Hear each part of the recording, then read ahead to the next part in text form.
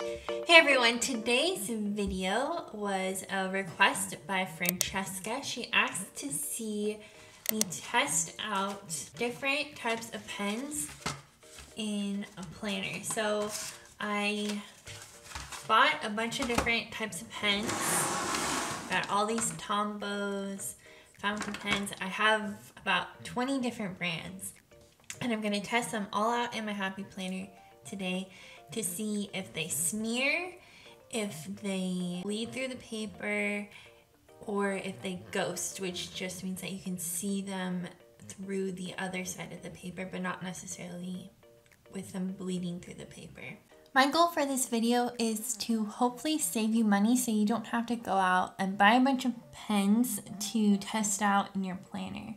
So I'm going to be comparing the cost, whether or not there is a smooth ink flow or skipping that occurs, and investigating if there is any ghosting, bleeding, and smearing that occurs. The first pen I tested is the Staedtler Tri-Plus Fine Liner, and I currently own the 42 color pack, but they also come in smaller packs. The first thing I'm noticing is that there's a smooth, consistent ink flow, meaning that there's no skipping that occurs. And as far as pros go, the ink in these pens is fairly quick drying, so I saw very little smearing. And this pen, like I said, comes in tons of different colors, so if you like to color code or doodle in your planner, this may be a fun pen for you. As far as cons, although it does have a smooth ink flow, it's not as smooth as, say, a gel pen would be. Okay, so for the first test, doing a smear or smudge test. So right after I write it, I drag my finger across to see if it would smear if you were writing and you accidentally hit it with your hand. And so this one does smear a little bit. The next test is for bleeding through the paper. So I don't see any bleeding, and also ghosting. I don't see ghosting. So because that's not happening, I'm going to draw an X in these boxes.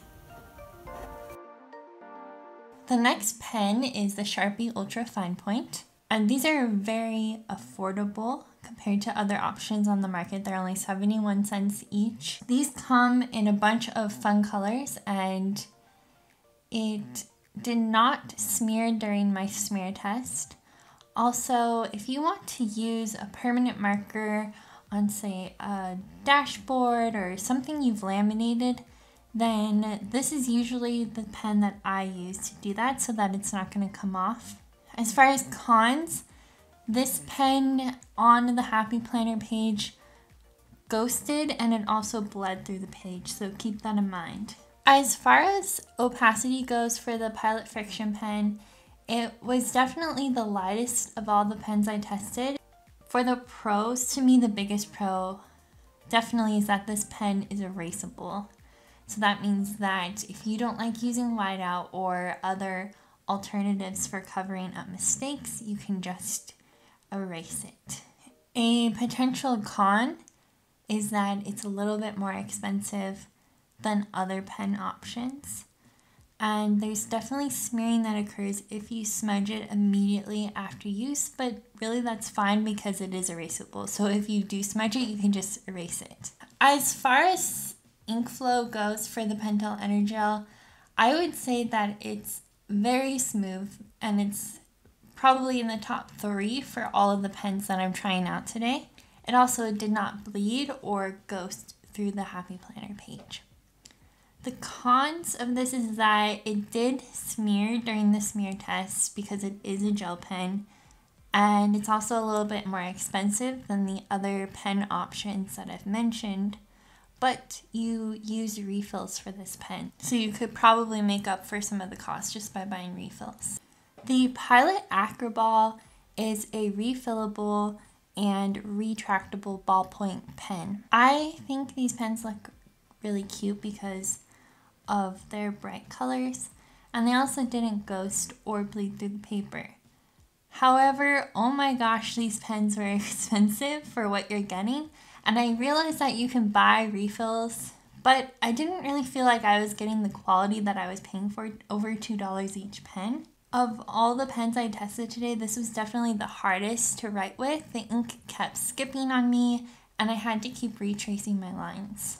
The Uniball Deluxe had some advantages, like that the ink flow was smooth, and I felt like this pen would be a pen that I would choose for maybe meetings at work because it's a little bit more professional looking. But this pen had some ghosting issues, and they're definitely a lot more expensive than some of the other options. They claim on their website that they're supposed to write as smoothly as a fountain pen, but I really disagree with that. The PAPERMATE FLAIR is definitely a popular pen in the planner community. They're affordable and they come in really beautiful colors. They also don't ghost or bleed on a planner page. As far as cons, there was a tiny bit of smearing, but it really wasn't that much. The next pen is the Faber-Castell Pitt Artist Pen. This pen was really expensive in my opinion, and it also smeared during the smear test, and there's a little bit of ghosting. However, for pros, I feel like this pen would work well for doodling, and it also doesn't bleed through the Happy Planner page. The next pen is the Tombow Dual Brush Pen. Super smooth as far as ink flow is concerned, and I have never had so much fun coloring as I did when I was trying out these pens for the first time today. I found out that you can also use them with watercolor, so I was playing around with them with my water brush pen, and I drew and painted these watercolor illustrations that I want to use in a new gardening section in my planner. The only cons to me are just that they're a little bit more expensive than some other options, but I feel like you really get the quality that you pay for. Okay, we're gonna skip over this next one.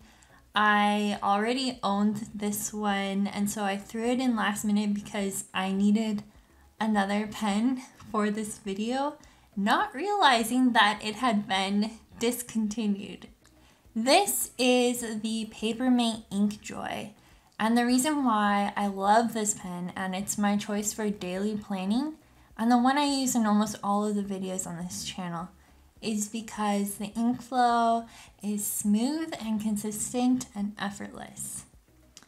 As far as cons go, it is a gel pen, so it takes a little while to dry, so there is a little bit of smearing, maybe a little bit of ghosting, but honestly, before I did this pen test today, I didn't even notice that that was happening, so it's really not that much that happens. These Pilot G2 pens are refillable and retractable rolling ball gel pens, and if you are trying to save money, I think these are a great option. The ones that I bought came in some really fun colors. As far as cons, there was some smearing, and I did experience a tiny bit of skipping and had to retrace some of my lines, but it really wasn't that much. The Pilot Metropolitan is my favorite fountain pen. It has the smoothest ink flow that I have ever experienced writing with a pen, and it didn't really bleed through the page or ghost. However, I do think that if you were to color in with this pen, that you would probably experience some ghosting. The main con is the cost. It's about $21, $22, but you can refill this with ink and use it over and over again. This is definitely not a disposable pen. The EK Tools journaling pens are definitely my go-to pens for doodling. I've been using them for doodling for about 4 years now in my other videos. They don't smear, they don't ghost, they don't bleed, and they come in lots of different sizes. I also feel like it's easier to get a good grip on these pens so that you have better hand control. Unfortunately, it looks like these seem to be sold out everywhere right now, at least the ones that come in different sizes. So I think the next best pens are the Pigment Microns, so I'll get to those in just a moment. Pen Gems are ballpoint pens. I personally think that they are gorgeous. I love to collect them and display them on my planner cart. They also don't ghost or bleed through Happy Planner pages. For cons, they cost about $10 or more, which is expensive. And there was also a little bit of smearing. And I also had a hard time with actually doodling with these or writing with these because there was a little bit of skipping that happened and I had to retrace my lines. The next pens are the Pigment Microns. These don't ghost or bleed. They come in several different sizes and I think that they are excellent for doodling. I actually think I'm going to start using these for doodling. The one disadvantage was that they smeared during the 1 second smear test. The Zig Writer is intended for scrapbooking, so they are photo safe and acid-free pens. And if you do scrapbook, you could use them both in your planner and for your scrapbooking. They come in a variety of colors and are dual tip, so you get 2 pens in one. Although it does not ghost or bleed, it did smear when I tested it. The Uli Color Right fountain pen comes in several really fun colors, and because it is a fountain pen, it writes fairly smoothly. It's also much more affordable than a traditional fountain pen would be, and it's more user-friendly because the ink refills come in ink cartridges and you don't have to worry about filling it up yourself. You just insert the ink cartridge. As far as cons go, it did ghost and it bled a little bit through the page in some areas. Now I'm going to try out some brush pens in my Happy Planner. The first one is the Medium Brush Pen by Kelly Creates. The ink flow for this pen is very smooth and I didn't have any problems with bleeding or ghosting or smearing. The con for me with this pen was that the tip felt a little loose to me. The Tombow Calligraphy brush pen definitely feels like it has a sturdy tip, but it's also soft enough for brush calligraphy. It has very smooth ink flow and there's no ghosting or bleeding.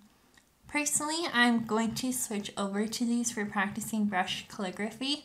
I was using the Kelly Creates brush pens before, but when I tested this out, I realized that I like the Tombow ones much better. The one drawback to these for me is just the cost. It's $2.98 per pen, which is definitely, I think, on the pricey side. I hope this video gave you some ideas for how different types of pens work with the Happy Planner, and I'll see you next Saturday. Bye!